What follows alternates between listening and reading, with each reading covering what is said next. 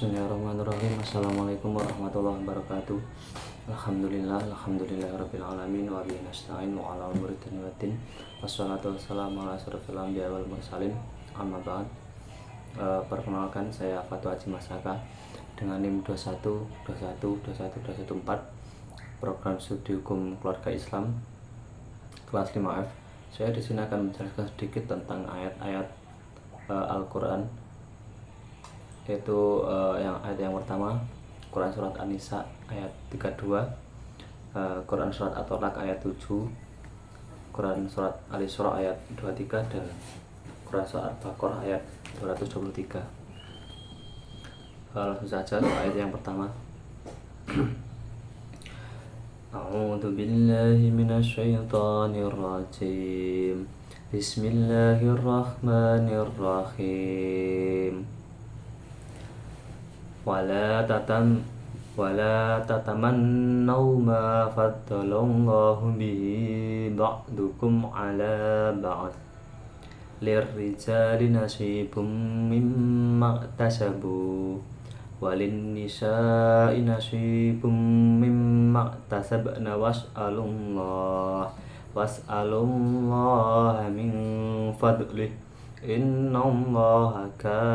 innallaha kana bikulli syai'in alima. Dari ayat di atas saya ambil penjelasan dari tafsir Al-Misbah, yaitu janganlah berangan-angan memperoleh sesuatu yang mustahil, atau berangan-angan mendapatkan sesuatu yang didapatkan orang lain, atau berangan-angan yang membuahkan iri hati dan dengki serta penyesalan. Karena setiap apa yang diusahakan, karena setiap apa yang didapatkan itu adalah sebuah bentuk dari hasil usaha yang mereka lakukan. Semisal seperti jangan berangan-angan, yaitu ya tidak hanya berangan-angan tentang hal yang mustahil, tapi berangan-angan ketika kita ingin mendapatkan yang orang lain dapatkan. Misal orang lain mendapatkan barang A, kita berangan, kenapa saya tidak bisa mendapatkan itu. Kita kan di situ nanti akan timbul iri hati, akan timbul dengki, atau akan timbul sakit hati atau yang lainnya itu. Karena setiap orang itu kan akan mendapatkan apa yang ia usahakan. Dan di sini jika kita kaitkan dengan hukum keluarga, atau kita kaitkan dengan rumah tangga, di dalam rumah tangga atau keluarga itu juga harus saling berusaha atau saling melengkapi. Berusaha melengkapi di sini ya entah dari segi materi ataupun non materi. Kita harus saling melengkapi supaya mendapatkan atau supaya terwujud suatu keluarga yang mungkin bisa kita sebut samawa. Mungkin cukup itu penjelasan dari saya tentang Quran surat An-Nisa ayat 32, dan renungan atau pesan, lebih tepatnya pesan yang dapat saya ambil dari ayat tersebut, yaitu jika kita masih melakukan usaha yang sama, jangan mengharapkan hasil yang berbeda. Ya mustahil lah ketika kita ingin hasil yang berbeda tapi usaha yang kita lakukan sama saja seperti sebelum-sebelumnya. Dan juga saya mengutip dari sebuah buku Is It Bad or Good Habit, yang mengatakan, atau kutipannya di dalamnya, jika Anda berfokus pada hasil, Anda tidak akan pernah berubah. Namun jika Anda berfokus pada perubahan, Anda akan mendapatkan hasilnya. Lanjut ke ayat kedua, Quran surat At-Tolak ayat 7. A'udzu billahi minasyaitonir rajim. Bismillahirrahmanirrahim. Waliyunfir dzu sa'atin min sa'atih ومن قدر عليه رزقه فلينفق مما آتاه الله لا يكلف الله نفسا إلا ما آتاها سيجعل الله بعد عسر يسرا. Penjelasannya yaitu seberapapun rezeki yang didapatkan, kita tetaplah harus bersedekah, terutama kepada istri dan anak, dan jangan mencari rezeki dari jalan yang tidak diridhoi Allah. Misal kita mendapatkan rezeki sedikit, jangan menghalalkan segala cara untuk mendapatkan rezeki yang banyak. Dan di sini juga ada pesan untuk para istri, saya ambil dari tafsir Al-Misbah, yaitu wahai istri jangan menuntut terlalu banyak. Menuntut di sini itu menuntut mengenai materi ya, rezeki secara materi, dan pertimbangkan kepada suamimu. Nah, harus melihat suaminya itu seperti apa, atau misal pendapatannya suami itu berapa. Jadi jangan semena-mena ketika kita atau si istri itu menginginkan A, dia harus A, tapi dilihat juga kondisinya seperti apa suami tersebut. Ada sebuah ungkapan dari bahasa Jawa yang pernah saya temui, yaitu lek pengen rezekimu ambo iku ambak nasi wadahmu. Maksudnya di sini ketika kita menginginkan rezeki yang mungkin yang banyak, kita harus memperbanyak wadah. Dalam di sini wadah yaitu wadah untuk menampung rezeki tersebut. Semisal ketika tanggungan kita atau kewajiban yang kita laksanakan, yang kita tanggung itu semakin banyak, insya Allah rezeki yang kita dapatkan juga semakin banyak. Semisal saya kiaskan seperti ada keluarga A dan B. Ketika keluarga A itu bekerja sebagai PNS dan B juga sebagai PNS misal, dan mempunyai tanggungan keluarga, misalnya keluarga kecilnya yang sama seperti sama-sama mempunyai anak 2 dan gajinya juga sama. Tapi kan yang keluarga A itu mempunyai tanggungan orang tua, mempunyai tanggungan keponakan, mempunyai tanggungan dan lain sebagainya. Nah, ketika rezeki yang didapatkan itu mungkin berbeda, karena tanggungan yang ditanggung oleh keluarga si A itu jauh lebih banyak dari tanggungan yang ditanggung dari keluarga si B. Dan dari situ jangan iri atau jangan berkeinginan seperti yang didapatkan dari keluarga si A, karena dari faktor-faktor lain berbeda. Ya memang sama dari faktor, mungkin faktor pekerjaan dan lain sebagainya itu sama-sama, misal sama-sama menjadi PNS, sama-sama punya anak 2 dan sama-sama tidak bekerja. Maksudnya pekerjaannya ya hanya menjadi misal jadi guru dan PNS itu. Tapi kan tanggungan yang diemban oleh si keluarga itu lebih banyak, dan mustahil lah jika si keluarga si B itu menginginkan rezeki yang sama pula. Mungkin cukup itu yang dapat saya sampaikan dari penjelasan Quran surat At-Tolaq ayat 7, dan renungan atau pesan yang dapat saya ambil di sini yaitu jangan pernah membandingkan diri dengan orang lain. Itu hanya akan membunuh dirimu secara perlahan. Maksudnya membunuh di sini membunuh karakter ya, bukan membunuh secara harfiah. Jangan membandingkannya ya, jangan pernah membandingkan diri kita dengan orang lain, karena tidak ada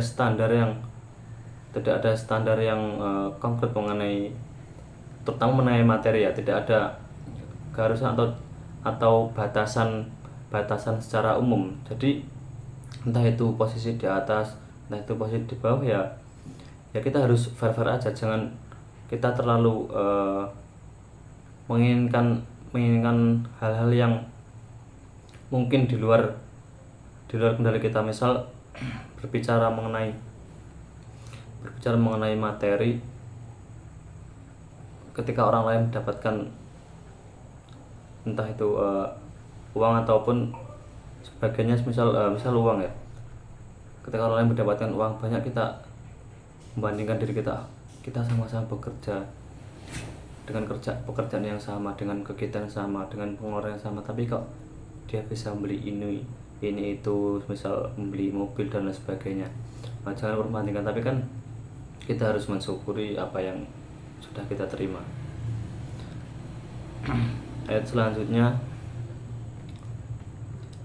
Quran surat Al-Isra ayat 23. A'udzu billahi minasyaitonir rajim. Bismillahirrahmanirrahim. Wa qadara rabbuka alla ta'budu illa iyyahu wa bil walidayni ihsana. Imma yablughanna 'indakal kibra ahaduhuma aw kilahuma fala taqul lahuma uffin wa la tanharhuma wa qul lahuma qawlan karima. Penjelasan dari ayat di atas tentang kalimat-kalimat yang pertama, yaitu wa qadara rabbuka alla ta'budu illa iyyahu. Itu tentang perintah mengesahkan Tuhan, perintah tentang mengesahkan Allah. Dan lanjut ke kalimat-kalimat berikutnya, di akhir ayat itu juga menjelaskan janganlah ini fala taqul lahuma uffin, janganlah berkata kepada kedua orang tua, kepada orang-orang yang lebih tua dari kita. Di sini kan dikiaskan uffin itu juga tidak hanya berkaitan dengan perkataan, semisal perbuatan dan lain sebagainya. Jangan sikap kita itu sikap kita itu menentang orang tua. Semisal orang tua menyuruh kita, misal orang tua menyuruh kita untuk ke warung, kita tidak mau, atau kita mau lah bu, mau lah pak. Nah, itu kan juga sebuah kiasan dari perkataan tidak hanya saja ya, entah itu berkata kasar, entah itu nada kita lebih tinggi dari nada orang tua. Kita harus patuh kepada orang tua, kita harus menghormati kedua orang tua kita. Dan kaitannya dari mengesahkan Tuhan itu bisa saya simpulkan representasi dari mengesahkan Allah, mengesahkan Tuhan itu, dan beribadah, yaitu representasinya salah satunya berbakti pada orang tua. Kan ada sebuah kata ridhaullah wa ridha walidain, ridhanya Allah tergantung ridha orang tua. Nah, ketika kita melaksanakan perintah orang tua, kita mentaati orang tua, kita sama saja beribadah pada Allah, juga mendapat ganjaran jika dihitung dengan ganjaran lah, jika diperhitungkan lah ya. Tapi di sisi lain juga di sini mengajarkan tentang moral bergaul, atau moral bergaul dengan keluarga, interaksi dengan keluarga, yaitu tentang tanggung jawab pribadi dan tanggung jawab sosial masyarakat atau keluarga itu sendiri. Mungkin cukup itu yang dapat saya sampaikan, dan renungan dari ayat ketiga ini, seorang anak mungkin tidak sepenuhnya bisa mendengarkan omongan orang tua, tapi mereka tidak pernah gagal menirunya. Maksudnya di sini, ketika orang tua memberikan nasihat, ketika orang tua memberikan wejangan, itu tidak semua anak itu bisa menerima, atau tidak semua anak itu bisa menerapkan. Tapi ketika perilaku orang tua, kebiasaan orang tua, kebiasaan-kebiasaan yang ada di lingkungan keluarganya itu, bagian anak, terutama anak-anak yang masih kecil, di situ belum bisa memikir secara penuh, itu pasti menirukan apa gaya orang tuanya, terus bagaimana cara ngomong orang tua, bagaimana cara berlakunya orang tua kepada masyarakat umum. Nah, jadi karena ketika anak itu nakal ya, bukan kalau menurut saya bukan 100% dari kesalahan mereka, tapi terkadang juga akibat perlakuan dari orang tua, mungkin kurang kasih sayang, mungkin memang didikan dari kecil, mungkin dari kecil terlalu keras atau hal lain sebagainya lah. Lanjut ke ayat terakhir, Quran surat Al-Baqarah ayat 223.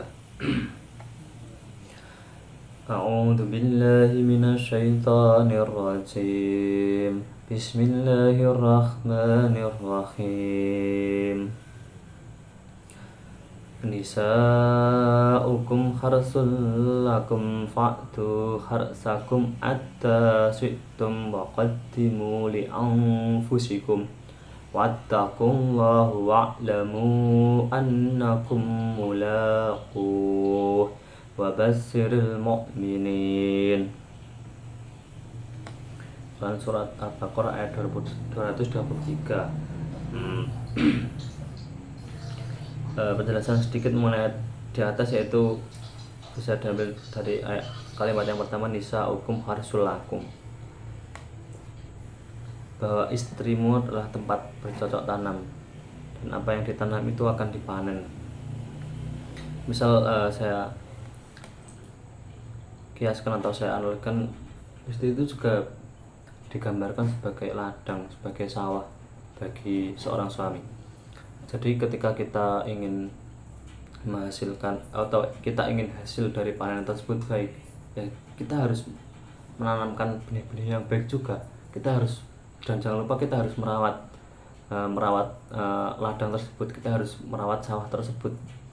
Bukan semata-mata hasil yang didapatkan itu hanya dari ladang tersebut, tapi kan juga dari benih yang kita tanam.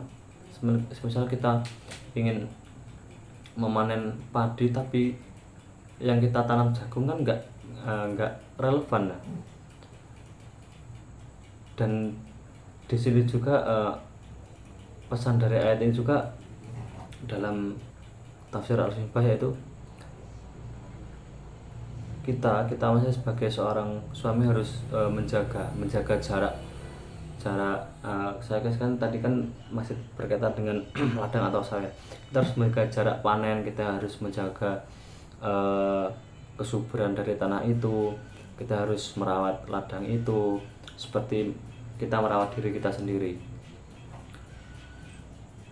Karena pada dasarnya apa yang diberikan oleh istri kan juga apa yang kita berikan kepadanya gitu. Mungkin cukup itu yang dapat saya sampaikan, dan renungan atau pesan yang dapat diambil dari sini. Jadi menurut saya itu, ketika kita ingin mendapatkan apa yang kita inginkan, maka kita harus memberikan seperti apa yang kita inginkan. Ketika kita ingin A, kita harus memberikan A, semisal gitu. Ketika kita ingin mendapatkan B, kita harus memberikan B. Jangan semena-mena kita harus ketika kita ingin mendapatkan A tapi kita hanya memberikan B, itu kan juga tidak pas gitu. Mungkin cukup itu yang dapat saya sampaikan dari beberapa ayat di atas. Mungkin masih banyak kesalahan, mungkin masih banyak khilafan dalam cara saya menyampaikan, dalam entah itu dalam materi yang saya muat di sini ataupun cara penyampaian, cara membaca Al-Quran yang saya mungkin kurang ya mungkin masih kurang banyak kalau menurut saya pribadi. Saya cukupkan. Akhirul kalam, wabillahi taufiq wal hidayah. Wassalamualaikum warahmatullahi wabarakatuh.